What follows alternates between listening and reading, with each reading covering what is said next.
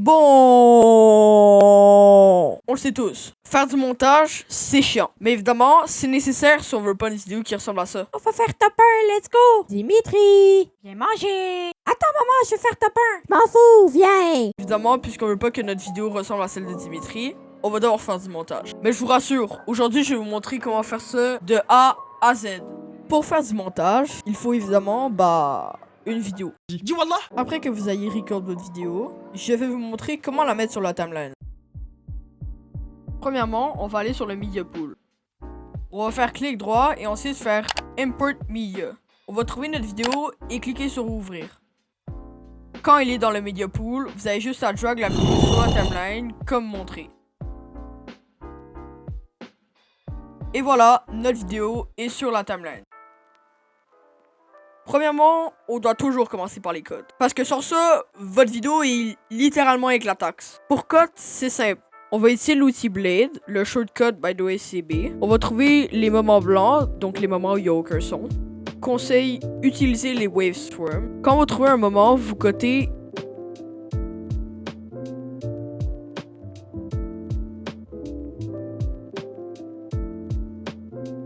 et vous raccordez.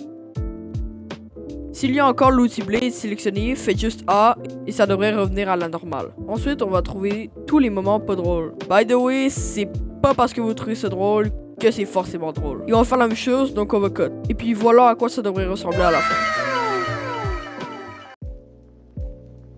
Pour faire un zoom, c'est simple. Vous trouvez un moment que vous justifiez bon de faire un zoom. Pour le faire, on va juste aller dans l'onglet Inspector en haut à droite. Ensuite, on clique sur le clip qu'on veut zoom. Et ensuite, faites juste suivre ce que je fais.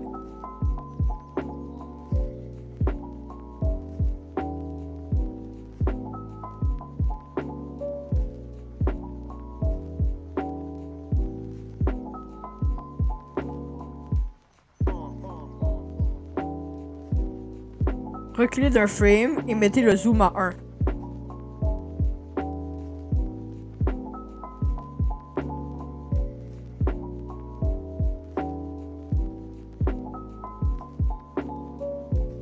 Ensuite, quand vous justifiez que votre zoom est fini, on va rajouter un keyframe qui va être au même zoom que ce qu'il était pendant le zoom. Et ensuite, on va avancer d'un frame et mettre le zoom à 1 et la position, on va la reset à 0. Et puis boum, votre zoom est fait. Maintenant le tracking, c'est un peu plus compliqué. On va revenir sur le moment où il y a un zoom. Et encore là, faites juste suivre ce que je fais.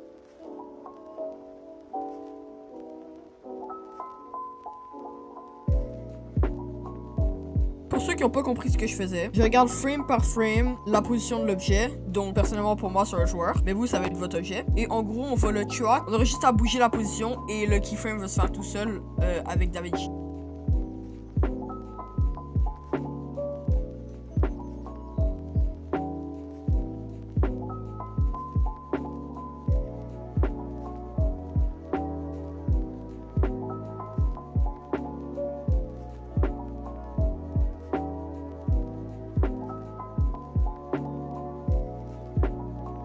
Et bingo, vous avez un zoom et un tracking. Bon, la partie probablement la plus longue. Vous allez me dire, ça peut pas être plus long que les cuts. Oui, c'est plus long que les cuts! C'est les subtitles. Cette partie est totalement optionnelle, mais est quand même recommandée parce qu'on le sait tous, ceux qui écoutent YouTube sont tous sourds.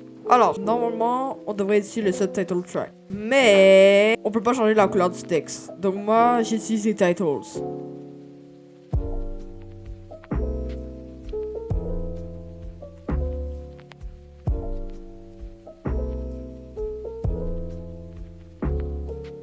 Voici comment faire. Premièrement, on va aller dans l'onglet Toolbox en bas à gauche. Ensuite, aller dans Titles. Et puis importer le Basic Title. Ce n'est totalement pas parce que j'ai pas compris comment le Custom Title marche. Après, on va écrire notre texte. Maintenant, mettez ces settings de texte pour qu'il soit sexy. Et s'il vous plaît, je vous en prie, faites Alt plus drag le texte pour le copy. Arrêtez de réécrire le texte à chaque fois. Après, vous aurez juste à faire ça pour tous les subtitles. Puis tada, on a nos subtitles. Nous voilà à la dernière partie quand on fait du montage. Les effets sonores et la musique. Cette partie a l'air de rien, mais elle est presque aussi importante que les codes. Pourquoi, vous allez me demander? Parce que ça donne la vie à notre vidéo et ça fait comprendre plus facilement l'émotion de la scène. Pour mettre des effets sonores, c'est super simple. Commencez par trouver votre effet. Ensuite, importez-le dans votre media pool et glissez-le dans votre timeline en endroit désiré. Après, on va s'occuper du volume. Avant de parler de quel volume mettre, voyons comment changer le volume d'un audio. Cliquez sur votre son et allez dans l'onglet Inspector en haut à droite. Ensuite, on va aller sur volume juste ici. Si votre son est pas assez fort, mettez-le à 6 décibels. S'il est trop fort, mettez-le à moins 6 décibels. Si vous jugez que le son est assez fort, laissez-le comme ça. Puis voilà, on a mis notre effet sonore sur la timeline. Maintenant, pour la musique, c'est la même. On va trouver notre musique. Faites attention qu'elle soit pas copyright et glissez-la sur la timeline. Pour la musique, mettez le volume environ à moins 18 décibels si c'est pour du background music. Si c'est pas le cas, alors mettez ce que vous pensez le meilleur. Bravo! On a maintenant les effets sonores et la musique dans notre vidéo. Félicitations! Si vous êtes rendu ici, ça veut dire que vous avez pas fait un burn-out en moitié de chemin. Non, plus sérieusement, je vous félicite. Si vous êtes ici, vous avez enfin fini votre montage. Même si vous avez trouvé ça long, c'est worth it à la fin, car on a un beau produit pour notre chaîne. N'oubliez pas de prendre des pauses, sinon de la démotivation, ça arrive vite. Personnellement, moi, je fais des tranches de 45 minutes. Merci d'avoir écouté cette vidéo et j'espère qu'elle vous a plu. Si c'est le cas, merci de mettre un pouce bleu. Ça aide l'algorithme de YouTube et ça me fait savoir que vous aimez ça. Et aussi, cette vidéo m'a pris beaucoup de temps à faire, que ce soit le montage, le tournage ou le texte. Donc un pouce bleu serait vraiment apprécié. Moi, je vous dis bonne soirée ou journée. C'était Pipe. À la prochaine. À plus.